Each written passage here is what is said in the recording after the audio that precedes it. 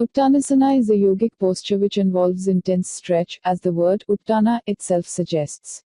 Having listed its benefits, Uttanasana is generally a transition or resting posture.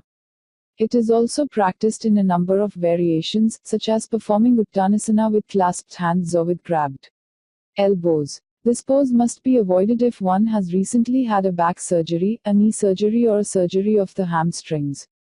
The lotus pose puts a lot of strain on the ankles and the knees. This is why people with pain in the knees or ankles must abstain from performing it. Downward facing dog pose must be avoided in the latter stages of pregnancy.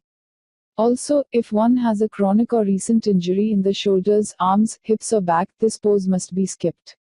The revolved triangle pose must be avoided under conditions of insomnia, diarrhea, low blood pressure, migraine, or a headache. Also, if one has suffered a spinal or back injury, then this asana must not be practiced.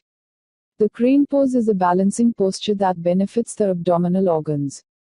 One must keep in mind to keep the neck straight, in order to avoid sprains. Also, all those suffering from spondylitis must do this under expert supervision only.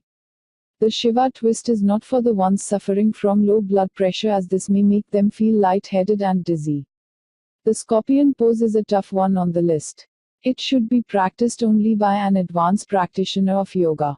Also, heart patients and those suffering from injuries in the hip or back must not do this. The bow pose must be skipped by the heart and blood pressure patients. It is important for those who are suffering from hernia to skip this pose in their morning routine.